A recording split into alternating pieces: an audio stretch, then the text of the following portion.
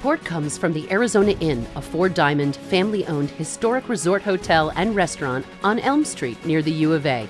Information is at arizonainn.com. Hello, everyone. I'm Jim Ninsel, the executive editor of the Tucson Weekly and Tucson Local Media. We're here to talk Zona politics. Joining me today is January Contreras, the Democratic candidate for the Arizona Attorney General this year. Ms. Contreras has worked as a state and county prosecutor, served as a policy advisor to former Governor Janet Napolitano in Arizona, and continued working with Napolitano in Washington after the governor became Secretary of Homeland Security. January Contreras, welcome to Zona Politics. Thank you. I'm happy to be here. So we have a new twist. Well, first, let's talk first about why you decided to run for Attorney General. I mean, if you look at my life's work of service, you'll know why I've decided to run for Attorney General. Right? I'm a mom. I'm a fourth-generation Arizonan. I'm a two-time Wildcat, and a county prosecutor, a state prosecutor, worked for Governor Napolitano for 12 years, and you know, I've been around long enough to know what good governance looks like. And what I see right now is that 8th grade lessons of checks and balances that we learned so long ago, it just doesn't exist right now in Arizona. And so we need to bring that balance back so that policy is not being driven by dark money donors, but policy is being driven by what do the people need, what are the ways we solve big problems, and the Attorney General's office really matters in those decisions right now. And we have a new twist in this legal battle over the Affordable Care Act. You had several red states file a lawsuit saying that the law was unconstitutional because the individual mandate, the requirement that people buy health insurance, was stripped out of it by the Republican administration and the lawmakers last year with the budget plan. The Trump administration is now throwing in the towel on this lawsuit and saying that they agree with the red states that have brought this lawsuit. I'm assuming you would not have joined in on this lawsuit as Arizona Attorney General Mark Brnovich did, yeah. But can you sort of unpack what's going on here in terms of the legal arguments? Yeah, I mean, well, let's start with, we wouldn't have a problem right now today where millions of Arizonans could lose health care coverage, could lose coverage because they have a pre-existing health condition, but for Mark Brnovich and his counterparts with a very partisan agenda sued to invalidate the Affordable Care Act. And I know that's where the problem started. Where we go now is that we have the Department of Justice at the national level saying, well, we don't like the Affordable Care Act so much either. We're not going to defend the majority of it. And it really left people jolted, I mean, if you noticed. People who didn't understand that the Affordable Care Act, it's the only thing that covers that gap or the donut hole for seniors who have Medicare for their prescription drugs. It's the only thing that guarantees for parents to have their young adults on their policy. It's the only thing that lends coverage for many, many people, and of course it's this pre-existing condition. All that out the window because many attorneys general's offices around the country, including this one right here, is being led by this partisan agenda. And you know, they're couching it in legal terms, but this is really a political fight. And it's one of the problems with the Attorney General's office right now. The leadership is so focused on what are the political issues of the day at the national level, and how do I show my partisan chops, instead of focusing on how do I protect the people right here, because taking away their health care sure isn't protecting them. And Attorney, speaking of getting involved in national issues, Attorney General Brnovich has carried on a long legal fight to deny driver's licenses to Dreamers. What did you think of that? It was a lot of taxpayer money spent on an indefensible case. I mean, that's the bottom line. Arizona, defended by Mark Brnovich, was trying to be the only state in the country to keep driver's licenses for young people with DACA. Okay? These are kids who have the legal right to live and work here from Homeland Security. And it was appealed, and it was appealed, and Brnovich took it all the way to the United States Supreme Court for the Supreme Court to say, no, we're not taking this case. There is no case here. And so it's frustrating to watch, both as a lawyer, as someone who knows how limited the resources are. I mean, you know, we're not flush with cash as a state. So when you see the government wasting taxpayer money on litigation that is only political, because that case was not defensible, it's quite frustrating. And just the whole partisan part where, keep going after these kids with DACA who have the legal right to live and work here. It's a little mind-boggling. These are people who have grown up here. They've gone to school with our kids. Now some of them are teachers. They've gone through the system, which is the normal sort of call that you have, against young people like this. And still, we're trying to punish them. And the courts put a stop to it. And that's what I mean when, I say that the courts and the lawyers matter more than ever right now. So that means the AG matters. Some states are suing the Trump administration over the decision to add a citizenship question to the census. Is that something you would sign on to as Arizona Attorney General? Well, it looks like, the AG doesn't always have to litigate to have a say in policy that is either unlawful or unconstitutional, although litigation is an option. What has happened now is that we've had city leaders step up and fill the vacuum of the lack of leadership at the state level. And now they are taking litigation forward over this because the citizenship question that they've added to the census in terms of it's targeted to really create an undercount. And I think, the evidence that's come out recently that the question was proposed and pushed by someone with a very controversial background is just lends to they're probably going to win in court, and that question ultimately probably won't be on the census. But there's a lot at stake, and it's targeted to undercount Latinos. But at the end of the day, if we have an undercount, we lose representation in Congress, we lose funding for Medicaid, for senior services, all kinds of stuff. So if there's an undercount, it impacts all of us in Arizona, all families. So I'm glad that the cities are stepping up in that way. Attorney General Brnovich wrote a legal opinion that the city of Tucson was violating a state law because it was destroying guns instead of reselling them. And I don't know if you followed that case or not, but if you did, do you think he made the right call as a matter of law? I'm always careful to say every decision has to be made on a case-by-case basis. And so I wasn't sitting there poring over the laws and, what was the right decision. It is difficult to believe that that's the only conclusion that you could come to.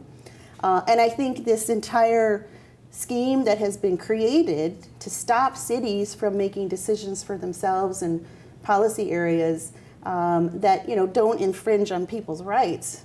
It's a discouraging direction to go in, and I think eventually the courts will step in to say, we need to trust cities, we need to respect the responsibilities and the duties that they have, especially charter cities.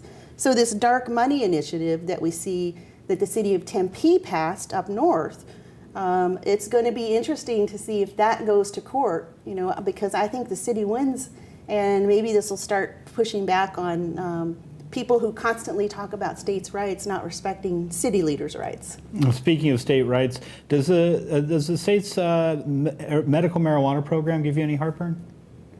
No, the people of Arizona passed it, and the Department of Health Services and law enforcement, I know, have come together to try to create an administration of the medical marijuana system that both protects public health and public safety. And we've seen some hiccups here or there, but not any major ones. And I think I have met quite a few people along this campaign who speak to the difference that it's made in their life to have that as an option for some pretty chronic illnesses. So I think we need to make sure that we're doing our best to protect public health and public safety and keeping the will of the voters in place. All right, we're going to have to leave it there, but I want to thank you, January Contreras, Democratic candidate for the Attorney General's office, coming in and talking to us today. And we will be right back with our next guest. Zona Politics is made possible with the generous support of the Loft Cinema, Tucson's independent movie theater. The Loft features independent, foreign, and documentary films, cult classics, discussions with filmmakers, and much more, including the Loft Film Fest in November. The Loft is located at 3233 East Speedway Boulevard. Showtimes can be found at loftcinema.org. Support for Zona Politics is provided by Hotel Congress in historic downtown Tucson.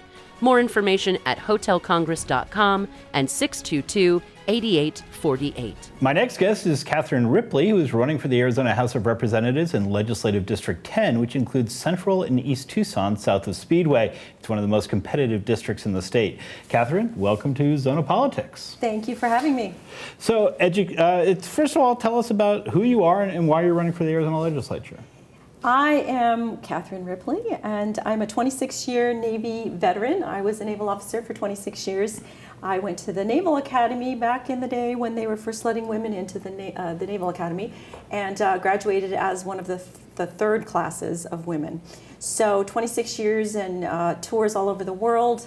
2 kids later, I ended up in Tucson, but it was a whirlwind. It was wonderful. It was fabulous, but I did get to experience some amazing things, especially in the diplomatic world. I was a naval attaché in Madagascar and also in Europe in The Hague. So then I came here and was recruited by Raytheon, so I have a little bit of corporate America experience.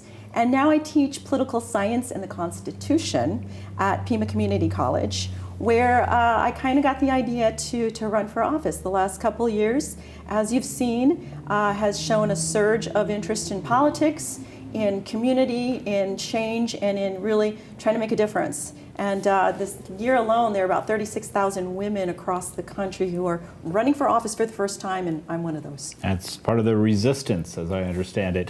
Education, major issue in this year's legislative session. In the midst of the budget negotiations, Governor Ducey pushed for teachers to get that 20% raise by 2020. Do you think teachers can rely on that promise? At this point, they have to until we can kind of capitalize on the Red for Ed movement. So 20%, yeah. So a lot of people are skeptical. You know, already it's actually 19%, and already it's 9% initially, and then over the next 10 years, the rest of. So bit by bit, it's kind of chipped away just initially from that original 20%. And as you've heard, it's going to have to be peanut buttered over a long time, and it doesn't include support staff or maintenance or operations or materials. It's just for teachers, not for educators. So I think there's a long road ahead. It's a first stab at getting education funded back into Arizona, and we have a long way to go. What do you think of this initiative that the Red for Ed movement is pushing? That would increase income taxes on Arizona's highest earners to provide more education funding. Good idea, bad idea? The ballot initiative you're talking about? Yeah, it's an idea. It's a great idea, and I'm out canvassing almost every day with my team, and we have that petition. We have people signing it as well. We have to start somewhere, and it's a start. It's a beginning. It has to come from somewhere. There's a single pot of money, and we got to get it from somewhere. So that's a start. And would you have voted for the budget that Governor Ducey eventually signed into law? Well, not all of it. No, I think there was a lot that was left on the table. There was a lot that wasn't talked about. There was so much. I mean, you could talk all day about the fact that there was $50 million laid on the table with. That was supposed to go to preschool daycare, for instance. So there were so many things that were left off the table. Well, what did you think of Governor Ducey's school safety proposal regarding guns in schools? Again, I think that was put together hastily. I think there needs to be a deeper dive into looking at school safety. Arming teachers is certainly not something that you need to jump right into. That's a crazy idea. I think it was too hasty, to tell you the truth. Last year, lawmakers passed a big expansion of the empowerment scholarship accounts, the vouchers, and there was a group of people who went out and collected enough signatures to require a public vote this November as to whether that law will go into effect or not. Your thoughts on that legislation? I think it does need to be voted on. It needs to be voted on because the original intent is no longer being followed on the school voucher system. I think that it's siphoning away monies that should be going to the public school systems, and I think that it's our right, our constitutional right, to give it to the voters to decide. And I think that we need to get rid of it. It's not it's not satisfying its original intent at all. Do you think the state needs to be spending more money on higher education? I think yes, absolutely. Pima Community College was zeroed out. So when you say more money, really I'm saying money for Pima Community College at least. And in terms of you mentioned the preschool subsidies. Do we need spend more on these preschool subsidies for the low-income families?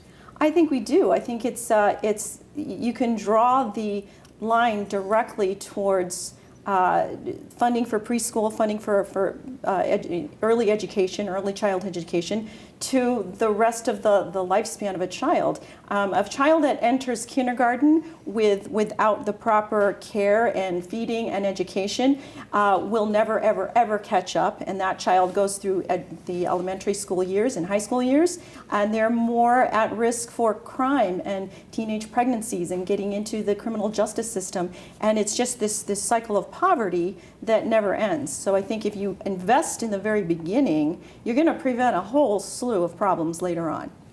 Do you think the state should pass a law to prohibit texting and driving? I do, yes. We have a city ordinance on texting and driving. We do. Phoenix does and Tucson does.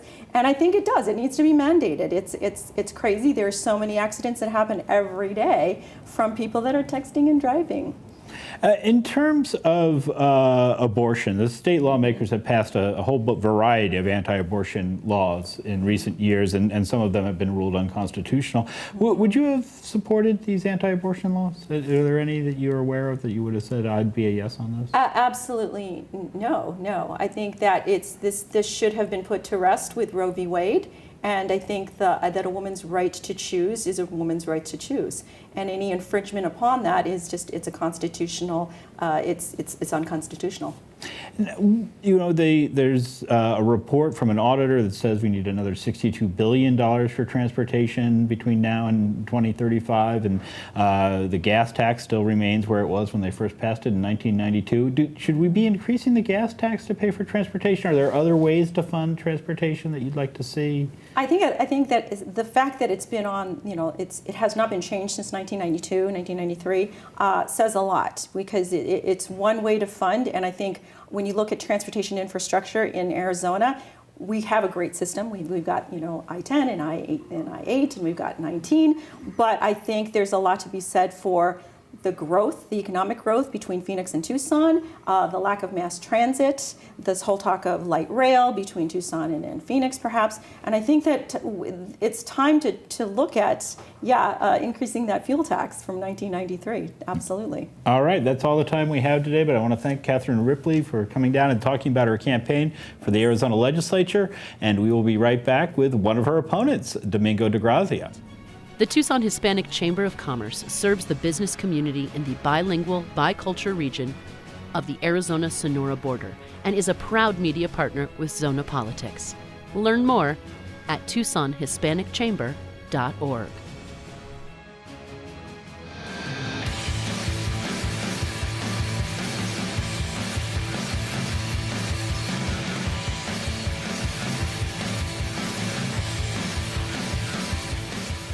All of these young people from the community come together, actually get up and do something. We can do anything! I think we've attracted a lot of people that are super passionate. We're here at the No Ban, No Wall protest. If you come out of college, you have this experience, you know how things run, you have a huge leg up. People who have ideas and who are dreamers, you know what I mean, who really want to get themselves out there. I think that they should come here.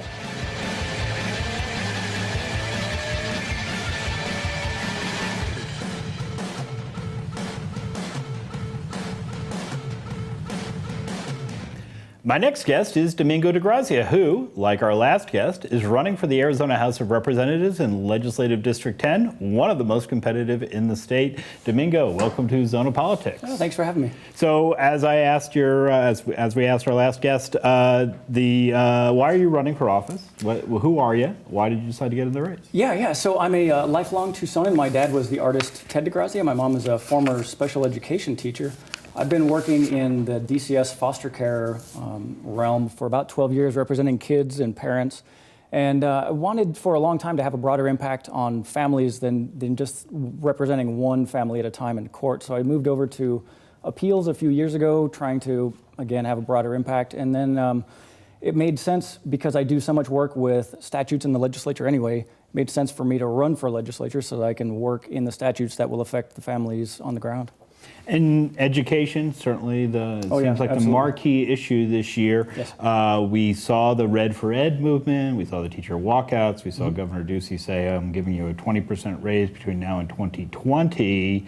Do you think the teachers? Do you think that raise is going to come through? No, I'd be really surprised. If we look at Doug Ducey's proposal starting in about 2017, when he proposed the 0.4% raise over 5 years, I think that's the real barometer for what he would want to give teachers. And it really wasn't until we had 50,000 citizens march on the Capitol that he stepped up and said, okay, let's look at 20%. But the funding isn't there, the budget isn't there. I don't believe he's going to follow through with it. And where do you think the money should come from? What do you think of this initiative that the Red for Ed folks are doing that would be an increase in the income tax on high income earners? I think people above $250,000, individuals $500,000 per couple, in order to fund more education. You think that's a good idea? I think it's a good start. We have to look at getting the money somewhere. It's interesting that we're back to pre-recession levels as far as the overall state budget, but the funding for education is not there. So one of the issues that we have to look at is, where is the money going? If we're back to pre-recession and we don't have money for education, where did it go?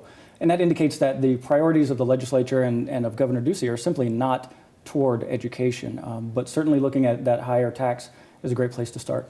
Talk a little bit about your work, how your work with foster kids would influence what you think ought to happen at the legislature. What sort of policies do you think we need to change up there? Yeah, certainly. So I work with folks that have either substance abuse issues, mental health issues, or simply don't have resources. And a lot of times I work with the kids who are in those families. So I saw when 2008 happened and the recession happened, I saw when the state legislature cut funding to social services, to mental health, I saw how families were affected by that. Literally week after week, how things got worse and worse. So putting money back into social programs to help the folks that are kind of marginalized, to keep kids stabilized and to get education back on its feet so that we can look at growing our economy, but also have a great education system for kids so that in 5, 10, 15 years, we can have a really stable Arizona. How big a role does the state subsidized preschool program play in that? Yeah, it plays a huge role. If you look at statistically the trajectory that we put kids on when we give them early childhood education and we give families a preschool place for kids to go, it helps not only the parents get to work, but it helps the kids in their learning, and it really sets them up for a faster level of learning that compounds over time. So we wind up with some really well-educated young people that can then go on into industry or go on to college. One of the big surprises, I think, of this legislative session was that lawmakers actually voted to extend the 0.6 cent sales tax in perpetuity for, I think, another 20 years. And that was something that was approved by voters before. There's a lot of discussion about whether it should go back to the ballot or whether it should be changed. But the lawmakers went ahead and said 20 more years. Do you think that was a good decision? I do. I think it was really good. Yeah, we have to put our priorities back toward getting education at the forefront, and that's a really great idea. That initiative, that sales tax, it had been in place for a long time. It was working. We know it was working, and it made sense to continue on for the next 20. The empowerment scholarship accounts, these are what opponents call vouchers by another name. They allow parents to get a certain amount of money to send their kids to private schools if that's what they choose to do. It was expanded tremendously a year ago, and there was actually a group that came out and collected enough signatures to force a referendum vote on it in November. Your thoughts on that legislation? Well, I'm excited to be in a state where the citizens can put initiatives or referendums on the ballot. We're one of 14 states in the U.S. that can do it, so it's great that the citizens can speak out. Now, the ESA expansion, the voucher system, initially that was to help out children that had some disabilities or were low income. And it was working in that form, but expanding it to, I think, almost 1.1 million kids was the initial thought. That's not going to work for our public school system. So The expansion, I think, was a bad idea, but the referendum to shut it down, to get it back to the voters, for the voters to say whether we want that, I think is a great idea. What did you think of the governor's school safety plan that he rolled out? It ended up getting criticism from both the right and the left, and it didn't pass. But your thoughts on that, and is there a good way to deal with gun violence and school safety? Absolutely. So we need to start talking about gun violence, and we need to do it yesterday. And having Governor Ducey roll out some type of a plan, I think, was fantastic. I went through all of the points on his plan, looking at gun safety and school safety. Not all of them were spot on, not all of them were going to work, but it was dialogue, and we were moving in the right direction. I'm disappointed that it didn't go and get traction, but we need to continue on that path toward talking about safety. Because the reality is, in the United States and in Arizona, the laws that we have end up in a situation where kids get shot in school, and it's not acceptable. What about just the general policy on firearms? Or what do you think the state ought to be doing in that arena? Well, so the U.S. Supreme Court has already ruled on that in at least 2 cases about citizens having firearms. But we have legislation in place that for certain citizens, for certain folks, that we can prevent them or take their weapons away, prevent them from having guns. So it's not a grand idea to have a few more regulations in place that would really look at folks that are either dangerous to themselves or dangerous to others, and something that's provable through the courts, and getting at least some more protections in place so that we can start working on having a safer community. And should we expand background checks? Absolutely. Let's talk about the abortion legislation. Would you consider yourself pro-choice? I am pro-choice. And are there any of the bills that have been passed in recent years that you think you would have supported? No, in the historical perspective of Comstock laws going through Roe v. Wade, there's not much that came through the legislature this cycle that I think I would support. And a lot of it is really impinging on a woman's rights to work with her doctors to figure out what's right for the woman and her family. So I think the state leg needs to stay out of that.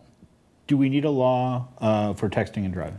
I believe we do. The statistics right now say that there's, on average, 100 people in the U.S. that die every day. This is not car accidents from texting. This is folks that die every day in the U.S., about 100. So we need to work on that. It's a dangerous situation. It's inattention. We would have a hard time solving it through technology. We would have a hard time solving it in any other ways other than fines and laws. And Tucson has a city ordinance, but we need to really analyze whether it's going far enough. And how about infrastructure, particularly highway infrastructure? Where are we going to find the funding to take care of the state's needs? Yeah, the highway user fund, we need to look at where that's going. The situation that we have in Arizona is not limited to us. The money that's been going into infrastructure across the U.S. has been dwindling since about the last 15 years, and it's been kind of a steady decline. But infrastructure is going to be critical to growing Arizona. And the highway system, we have to look at our roads, we have to look at transport. We're situated in Arizona between California, Nevada, New Mexico, and Mexico. And it's a great geographic spot for us to be in, but we have to have a road system that allows folks to travel safely, not damage their cars, but also for trade to commence quickly and easily. All right, we are out of time, so we're going to have to leave it there, but I want to thank Domingo DeGrazia for coming in and talking about his legislative campaign, and that is our show for today. My thanks to our media partners at Tucson Weekly, Inside Tucson Business, Tucson Local Media, Creative Tucson, and Community Radio KXCI 91.3 FM, where you can hear a radio version of Zona Politics at 5 p.m. on Sunday afternoons. I'm Jim Ninsel. Thanks for watching. We'll see you next time. Zona Politics is hosted by Tucson Weekly senior writer Jim Ninsel. The program is produced by Jennifer Powers Murphy and Danny Vinnick and edited by Jim Rundle. Special thanks to KXCI, Tucson Weekly, Brink Creative Digital, and all supporters who provide crucial funding for the program. Learn more about Zona Politics at zonapolitics.com and be sure to follow us on Facebook and Twitter.